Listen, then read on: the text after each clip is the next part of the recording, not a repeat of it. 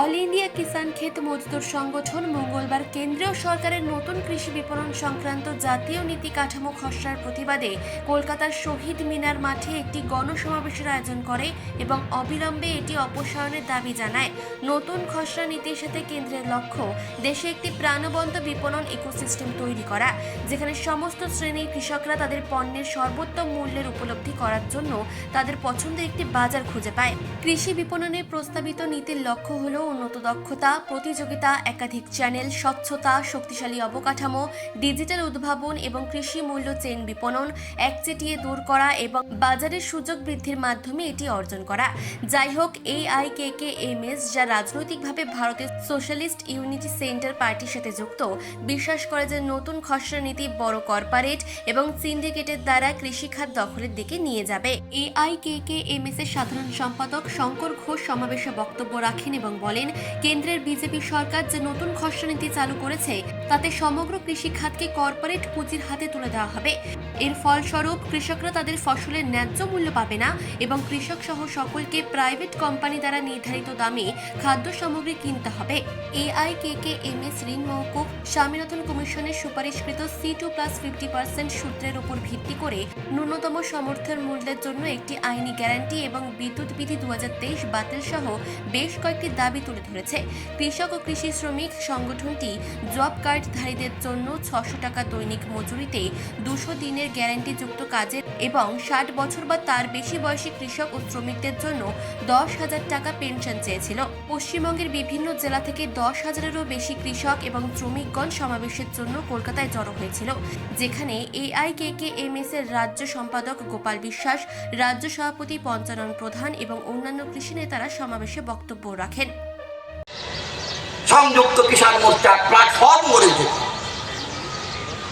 আমরা AIKKMS সেই platform, সেই সংযুক্ত কিষাণ মোর্চার যে প্ল্যাটফর্ম, আমরা তার অন্যতম শরিক এবং আমাদের কিছু গুরুত্বপূর্ণ ভূমিকাও আমরা পালন করবার চেষ্টা করি।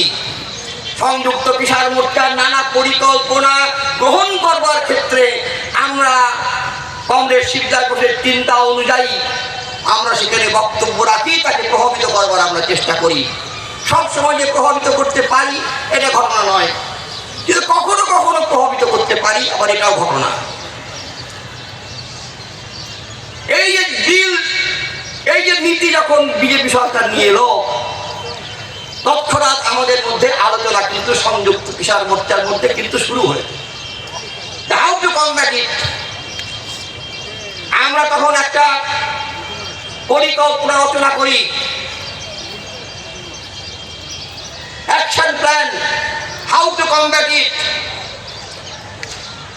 এবং সেই পরিকল্পনা আমি যাদের কাছে পাঠানো দরকার আমরা তাদের পরামর্শ আমরা গ্রহণ করি।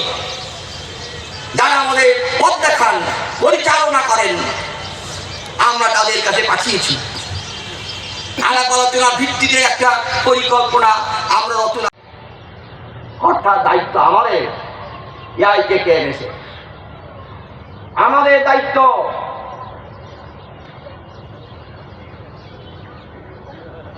আপনারা জানেন বন্ধু, আমরা বিজেপি সরকারকে দিল্লিতে লড়াই করে পরাজিত করেছিলাম। আমি আগেই বলেছি, বিজেপি সরকার এই কথা বলি, বিজেপি সরকার আমার সেই 3 কালা কানুন ঘুর পথে ফিরিয়ে আনবার চেষ্টা করছে, এটা আমি আগেই বলেছি। কি করে একে পরাজিত করা যাবে এবার? কারণ বিজেপি সরকার এবার দৃঢ়পণ আদানি আম্বানি এবং কর্পোরেট হাউসের কাছে এই সরকার, এবং শুধু বিজেপি সরকার না, সমস্ত রাজনৈতিক দল যারা ক্ষমতায় আছে, সমস্ত রাজ্য সরকারগুলো, তারা এমন ভাবে বাধা যে তাদের কর্পোরেটের স্বার্থ দেখা ছাড়া আর কোনো উপায় নেই। ফলে ওরা মরিয়া চালু করবই, জনগণের যা ক্ষতি হয় হোক, জনগণ যা করে করুক, চালু করবই এই 3টে কালা কানুন, চালু করবই। কলকাতা থেকে তমাল তারুডুরুর রিপোর্ট, চেতনা বার্তা, জেগে থাকে, জাগিয়ে রাখে।